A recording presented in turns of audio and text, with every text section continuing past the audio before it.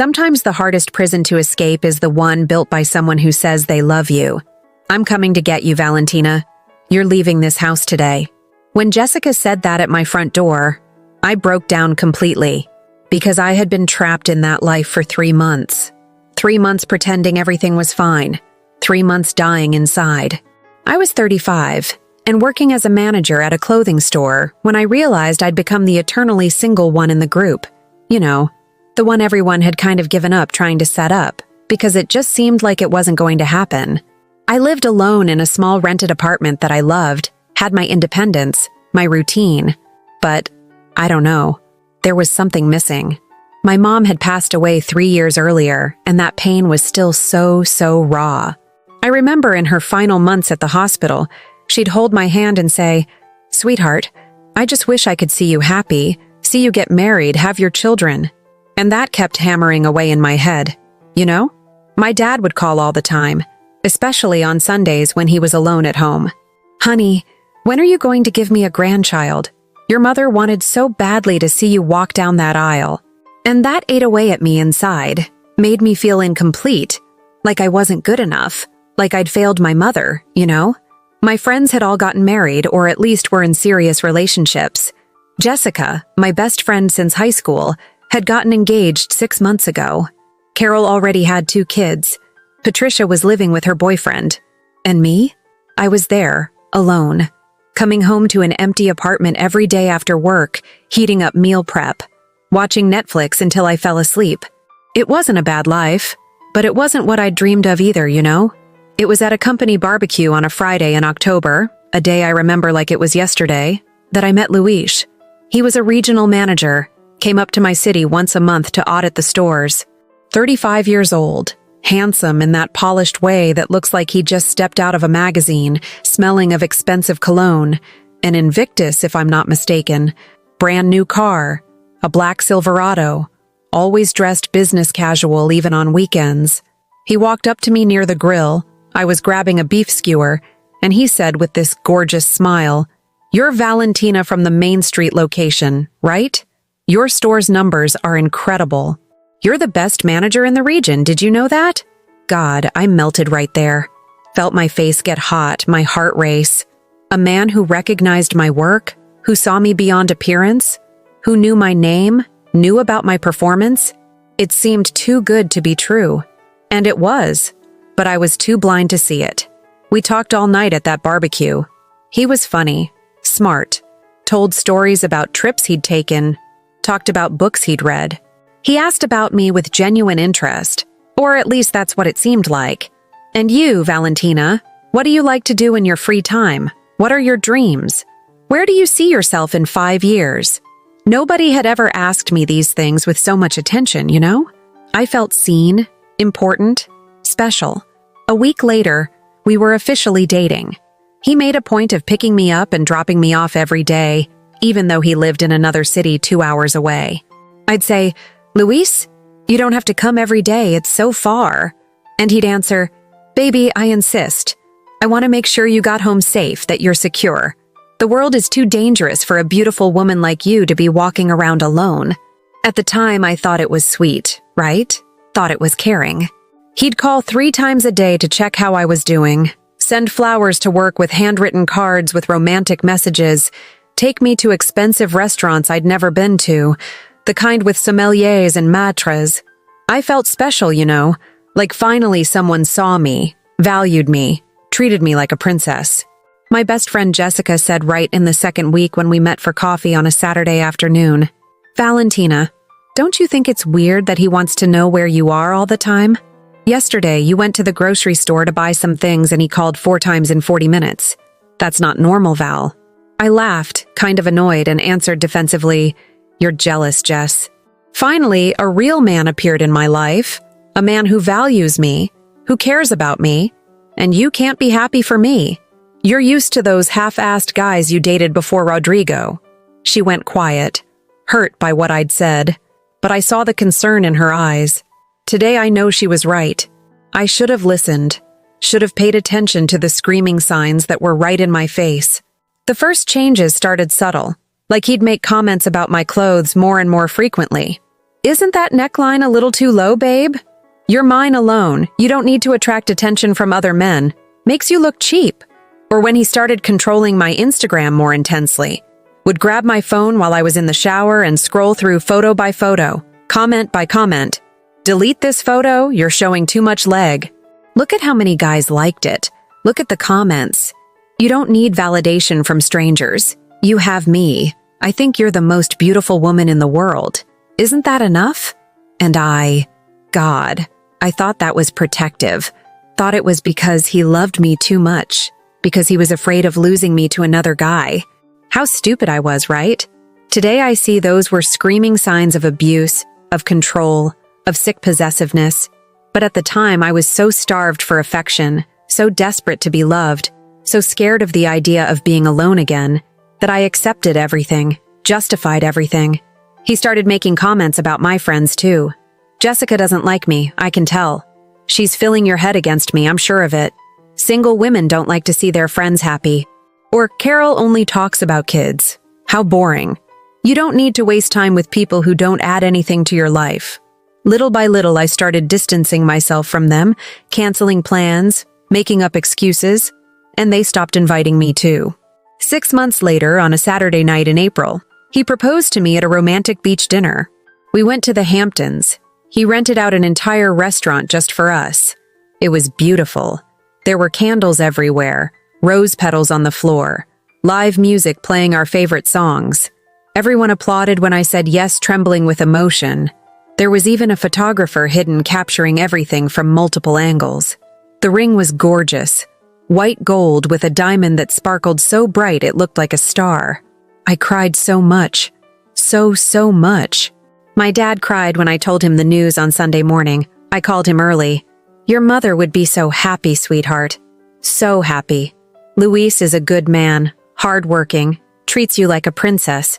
She's looking down from heaven and she's happy. I'm certain of it." But I was already starting to feel more like property than a princess, you know? Something was wrong. Something I couldn't name, but that left me with a tightness in my chest. Then, the pressure started for me to quit my job.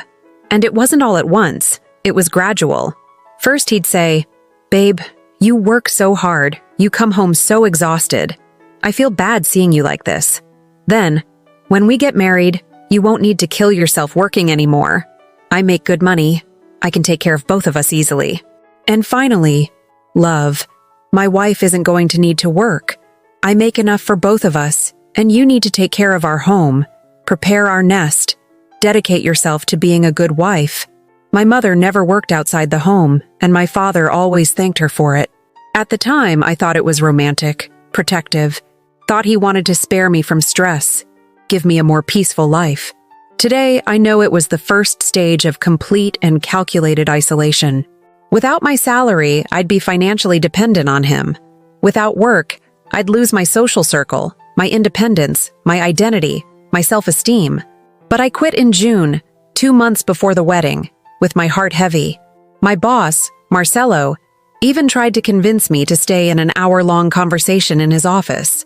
"Valentina, you're the best manager I have. Your numbers are always the highest. The team adores you. Are you absolutely sure about this? You worked so hard to get where you are." I said yes, that I was going to be a full-time wife now, that this was my dream. We got married in August on a beautiful sunny day at a country club in Connecticut. It was a huge wedding, 250 guests, open bar with premium drinks, live band playing until 2 in the morning, fireworks at midnight, the whole deal. I wore a princess dress that cost more than my car. It was gorgeous, had thousands of tiny pearls hand-sewn, a cathedral train that 4 flower girls carried. Everyone said I was the most beautiful bride they'd ever seen. But you know what I remember most from that day? The way Luis squeezed my arm tight during the photos. So tight it left marks. When the photographer asked me to smile more at a groomsman for a group shot. The way he watched me all night like a hawk watching prey. The way he pulled me aside when I was talking to my college friend Mark for more than 5 minutes and hissed in my ear, "Who's that guy? Why are you laughing so much with him? You're embarrassing me in front of my family." The honeymoon was in Cancun, one of those all-inclusive 5-star resorts. Everything was perfect on the surface.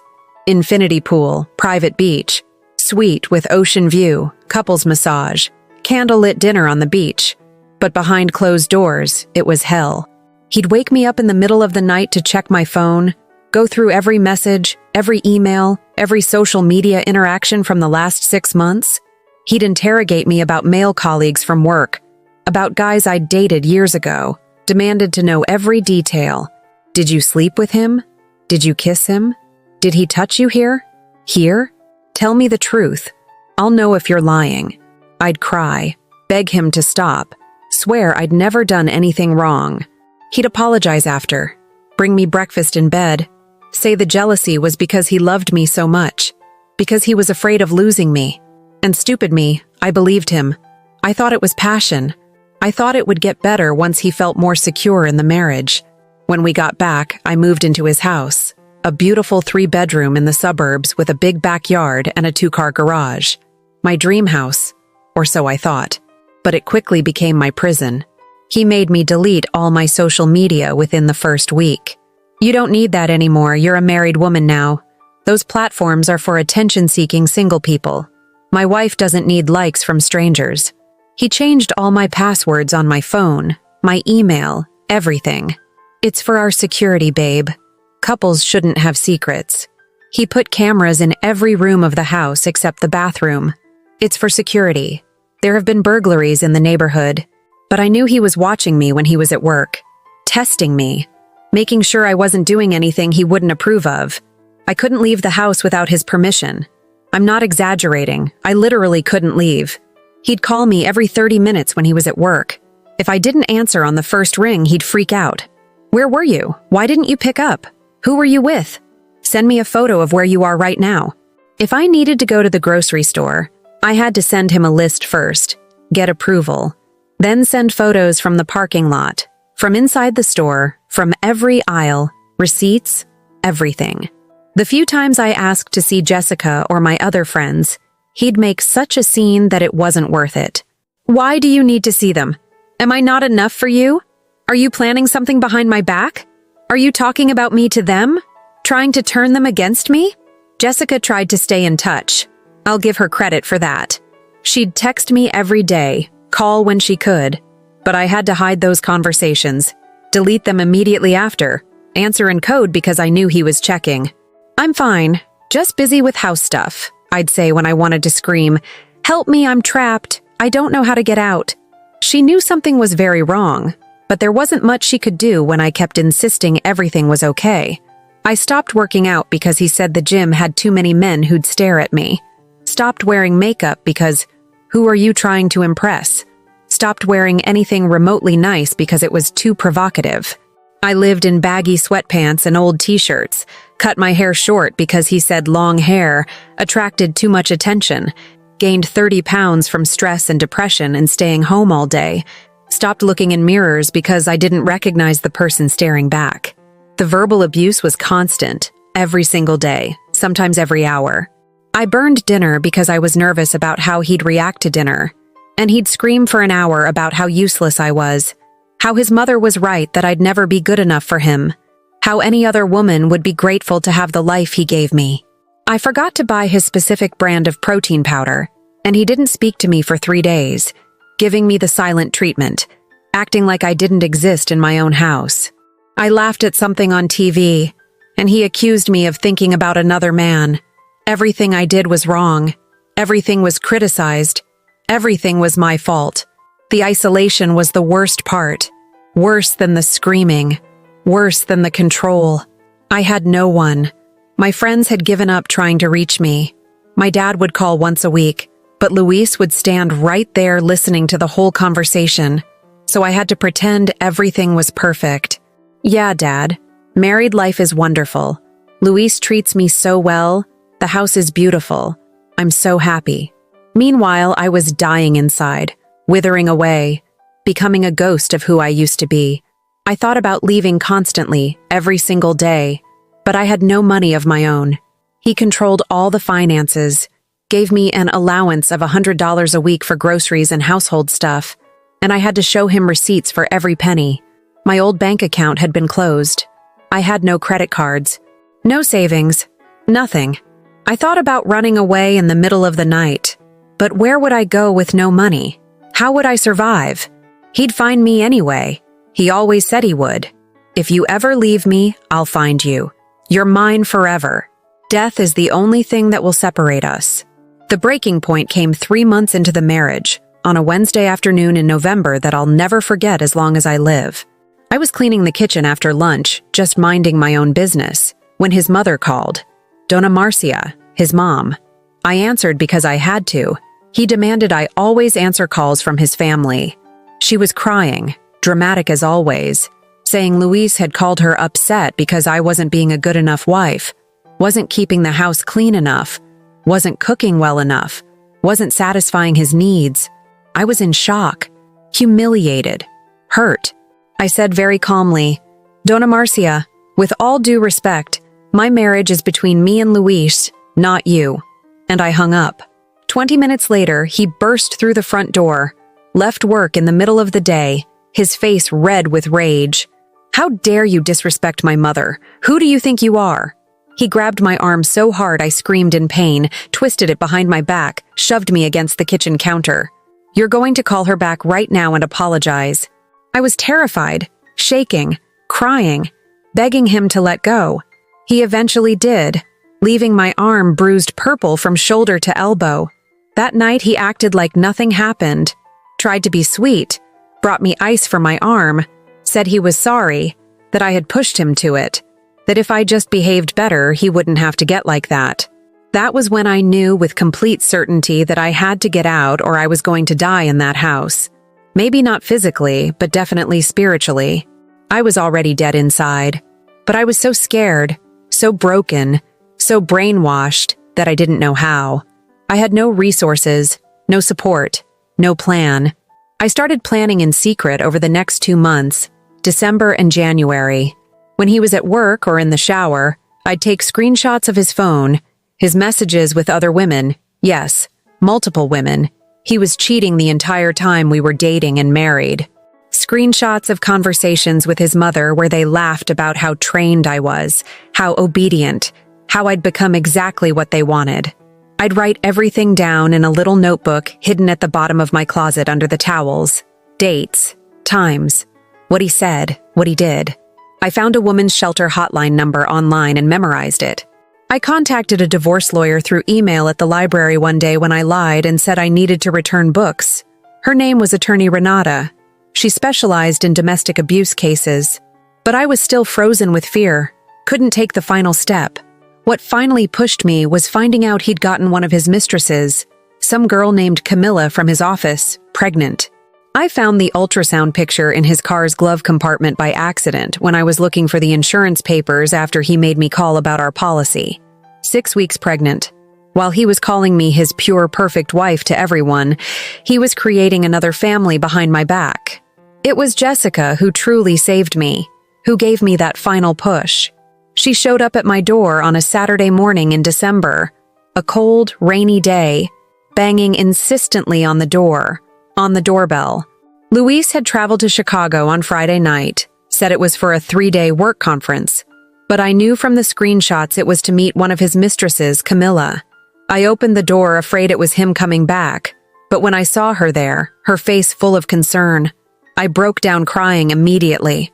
Cried so much, so hard I thought I was going to throw up, going to pass out.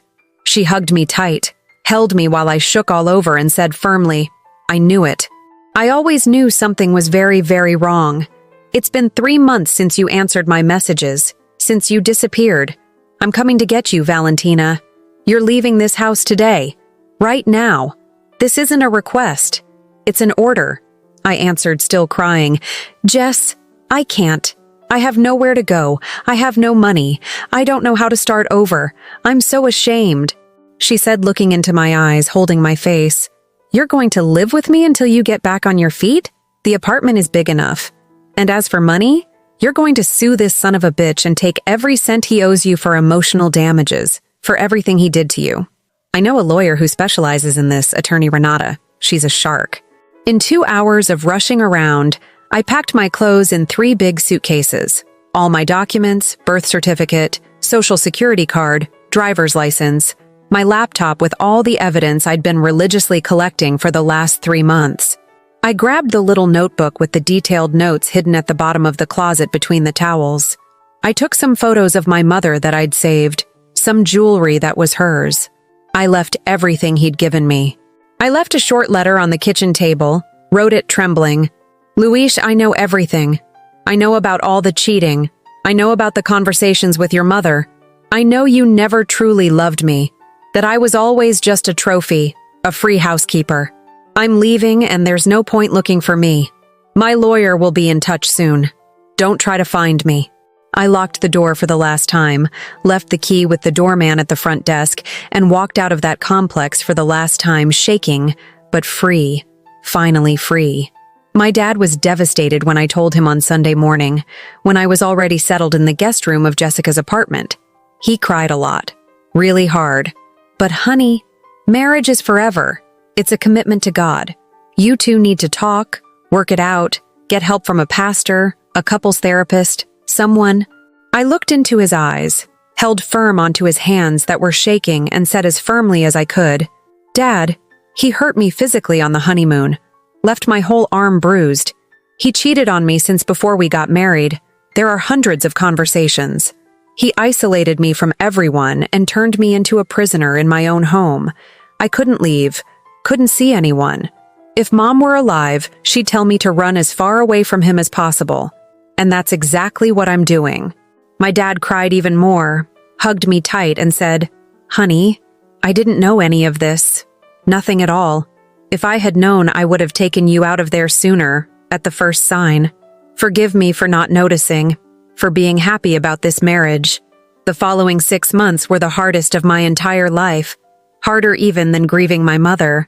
Luis wouldn't accept the separation at all, wouldn't accept that I'd left.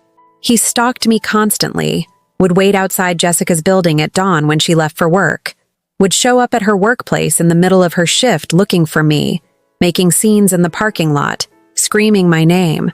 He'd have Donna Marcia, his mom, call me 10 times a day crying, being dramatic saying, He's lovesick, he tried to kill himself by taking pills. You're the only one who can save him. You're cruel. You have no heart. He'd send flowers to Jessica's apartment 3 times a week with cards that said, I've changed. I swear I've changed. Come home. I love you. You're my life. But I didn't fall for it again. I had to get a restraining order in January with the lawyer's help. Had to change my phone number 3 times. 3 times because he'd somehow figure it out and start calling at dawn. 2, 3 in the morning, sending threatening messages saying he was going to destroy me. Then apology messages saying he loved me. Then threatening again in a sick cycle. I started therapy twice a week, every Tuesday and Thursday at 4 p.m. with Dr. Fernanda, a psychologist who specialized in domestic violence and psychological abuse that attorney Renata recommended.